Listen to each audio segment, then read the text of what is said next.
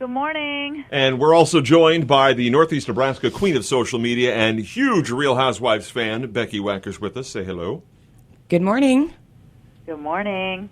Now, the one thing that first jumped out at me from your book was about how people want to put you and everyone in the world of celebrity into a neat little box that they can describe in 3 seconds, and they don't think you have anything to contribute. They don't think you have a story to tell, and this book shows that everyone has a story to tell. Some obviously more interesting than others, and you would be one of those more interesting ones, but I think it kind of shines a new light, especially at people like you in the world of reality TV.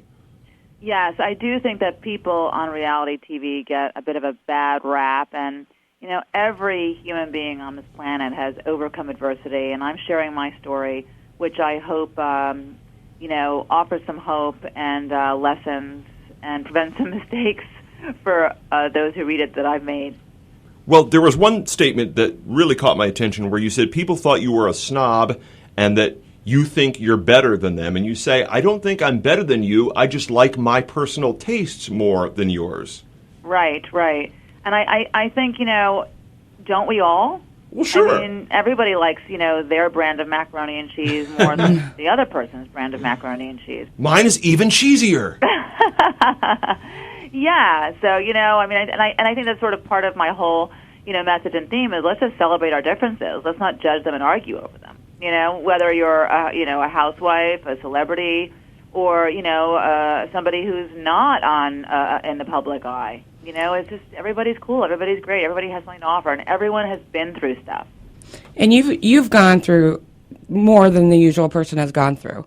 Do you feel it's important to tell that story? When people start being rude to you, do you feel it's important to say, look, here's what I've been through, and I've triumphed over it? Well, no one's rude to my face, just so you know, except for my castmates. I've seen that. But, yes, I do feel like my story is important to tell because my attitude has always been to make lemonade out of lemons. I never dwell. I never had any self-pity. And I think that helped me to overcome the obstacles that were sometimes in my way. And if I can, give that to people, and that could be a takeaway, I think it could be helpful. And I think everybody, it doesn't have to be a leg loss to have adversity. It could be anything. And I touch on all the other things in my book that were obstacles, divorce and other surgeries and addiction in my family, a blending of family. Yeah.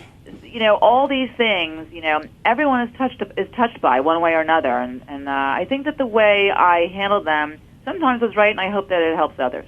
And, as we talked about earlier with having your taste different than others, that's one thing, because I never understood the whole idea of you think you're better than me. I don't even know what that means. Like, is my life worth more? I certainly don't think that. But yeah, it's like if you tell me that you're a big fan of, say, American Idol, to me that's like saying you like eating poop sandwiches. Doesn't mean you're a bad person. It just means I just don't agree with your taste. You can watch it all you want, but I think it's terrible. And people get very offended by that, and I don't understand why. I'm sure there are lots of things I like or shows I would watch that other people think are gross or weird, but it doesn't necessarily reflect on you as a person. It's just your taste. It's true, and that's what makes for horse racing. And I think that the more and more we accept our differences and don't judge, even though I'm in a very judgmental industry, I think the more outside of the show, I think the more we just accept people for who they are, whether it be a physical challenge, a sexual difference, race,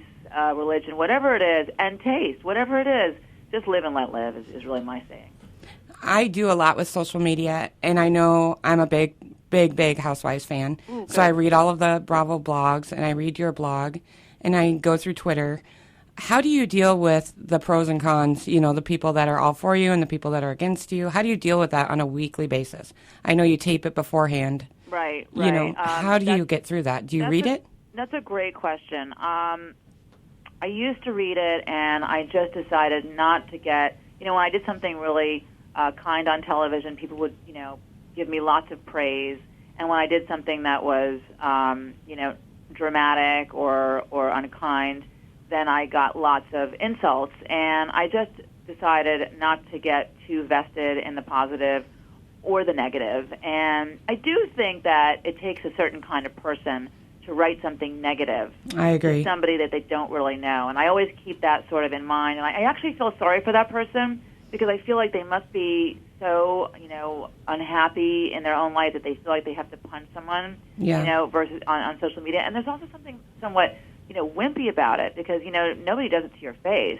Exactly. They're all hiding behind a fake name and picture. Yeah, and I really feel bad for those people. You see it on, I think Jimmy Kimmel does a segment where he reads mean tweets that people do with celebrities. I know some of them are made up, but some of them are real. All you have to do is go on Twitter and just do a little search and you'll see. And the most innocuous celebrities that you think nobody could possibly hate this person, and people say the worst, most vile things that you wouldn't say to your worst enemy. It's true, and I think it shows a bit of the state of our country.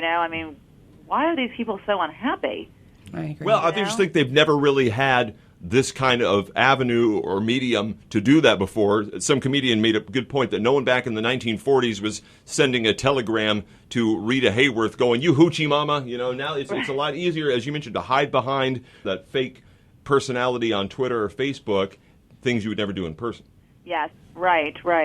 And these type of remarks and bullying, something you've been dealing with your whole life because you lost your foot at an early age and you had to deal with that type of confrontation in school early on, didn't you? At a very young age, remember, I had to, it's all in my book, Leggy Blonde, but remember, I had to walk into school in second grade, on crutches with no leg.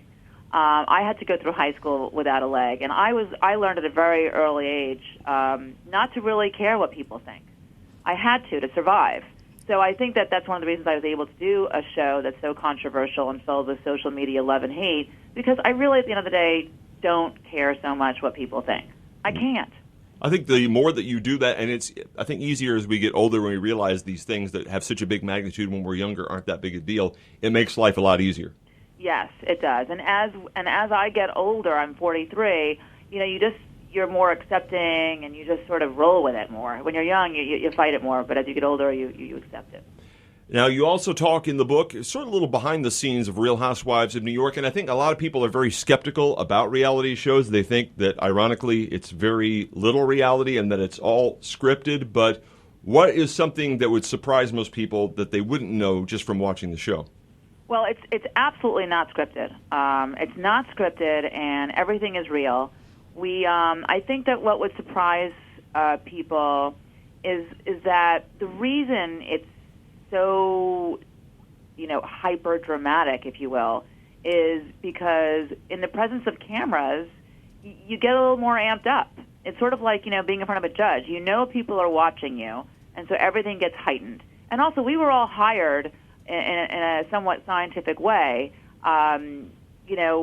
creating, a cast that producers know will have conflict.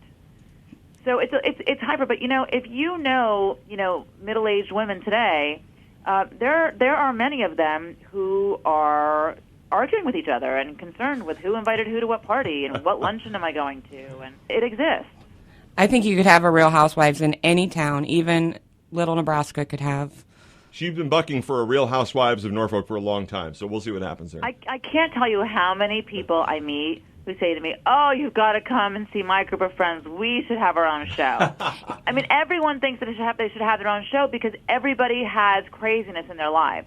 Well, what's the old expression? Show me a woman who's not jealous of another woman, and I'll show you a man. There you go. There you go. Exactly. Read all about that and her incredible life story in the book, Leggy Blonde, a memoir. Aviva Drescher, we thank you for the time. Thank you for having me. Have a wonderful day.